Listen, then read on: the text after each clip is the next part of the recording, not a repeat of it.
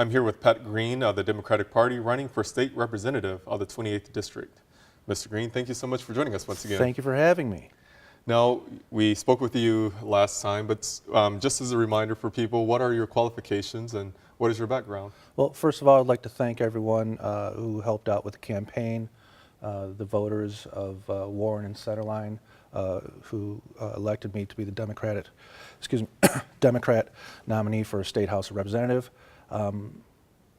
My background, I've been a Warren resident all my life.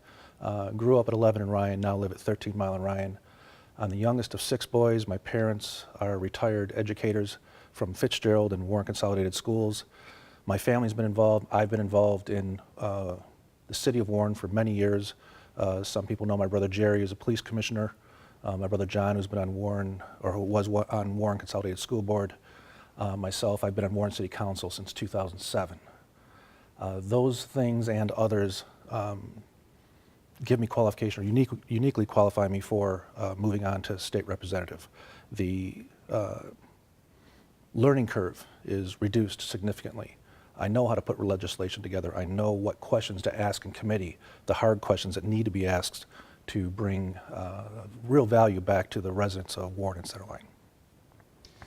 And bringing real value back to the residents of Warren and Centerline, what does that mean for you? What are some of the goals that you have? Well, we've seen a lot over the last several years, especially during the harder times that when they initially started in 2007, 8, and 9, reduced revenue sharing to cities. What that means is the state revenue sharing, there's 2 components, constitutional and statutory, that comes back to us. That's been reduced each year. And that correlates into us having to find money locally for police, fire, critical services that everyone needs. There's areas in the state budget that I think we should be looking at. I don't think we should be putting on the backs of the residents through road funding and statutory revenue sharing. Those are some of the things that I want to work on.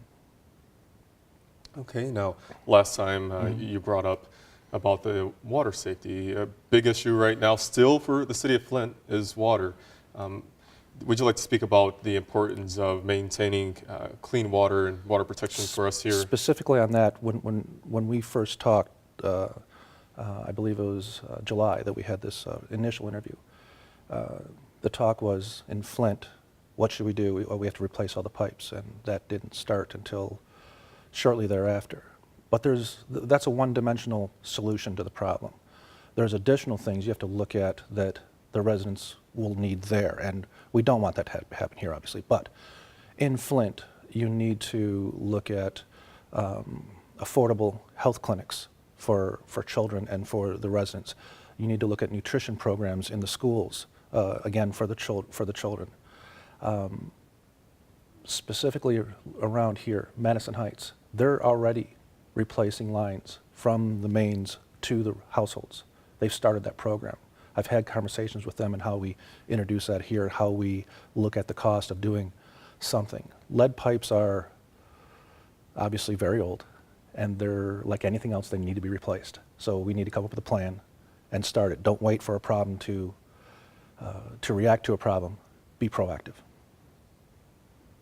Now, what other initiatives or programs would you like to see implemented here? In the city? In the city and also in Centerline if you are elected. There is a program that's active right now in Macomb County that I'd like to see taken statewide. It's an education program that my oldest son participated in and my youngest daughter participated in. It's called Early College Macomb. I brought a note on it because I want to give credit to the superintendent of Macomb Intermediate School District, Michael DeVault. That program is available to every student in the county when they start their junior year. They can take classes at their high school and at Macomb, whether it's South Campus or Center Campus, for free. There's a limited number of students that can get into it. You need to work hard, you need to be self-motivated and be able to self-study. But I've had 2 children go through it. The last one graduated in 2015. Now, like I said, you take classes at your high school and at Macomb. You do one more year. You do a 13th year at Macomb. 1 year out of high school, she has her associates. She's starting this fall at Oakland as a junior. So she has her first 2 years of college. So when you talk about the higher the high cost of education, the skyrocketing cost of college education, that's a program that parents can take advantage of right now to help with those costs. Any other concerns that you'd like to address since you've been speaking to the people of the 20th district? Are there any other The one thing I heard at the doors a lot was and we'll use the term infrastructure, but roads. You look at the plan that's been put forth at the state level, and it's for funding that's going to come out in 2021. Well, we talked about Flint. We know about Detroit Public Schools, and we know about other issues that have happened across the state. That's eaten into that expected revenue increase that they plan to use for roads, and there isn't any talk about a replacement for it because they don't have one. So when I get there, I've looked at the budget in a detailed manner, but until I get in front of the people who can answer my questions once I'm there, because right now they really can't talk to me in as much detail as I'd like, there are avenues I want to explore. All right. And what are some of your endorsements from either individuals or organizations? I'd like to, I mean, I've been blessed with many people and organizations endorsing the campaign, and I'd like to talk about them now. And immediately I was endorsed by Warren Mayor Jim Fouts, City Clerk Paul Voino, City Treasurer Lori Barnwell, Macomb County Commissioner Marv Sauger, Centerline Public Safety Director Paul Mazinski, Macomb County Sheriff Anthony Wickersham.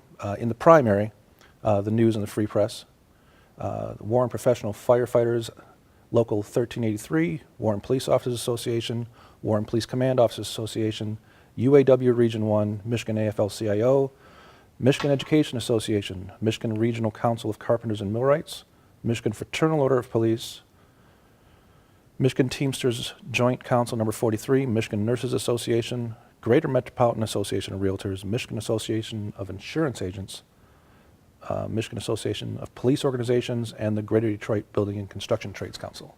So it's quite a list. They've been extremely supportive in endorsing me and helping me with the campaign, and I really do appreciate everyone who's been involved. All right, and the election is coming upon us pretty fast. It is. rapidly. It is. As we tape this, it's a little under 50 days now. So it's in crunch time. We're still knocking doors. We're getting literature ready to be mailed out for absentee voters, and we're ready to work the polls on November 8th. And last words, what would you like to say to those voters? I'd like to say vote for Pat Green for State Representative, District 28. Pat Green, running for State Representative of the 28th District. Thank you so much for joining us once again. Thank you again. All the best with your election. Thanks. Good luck.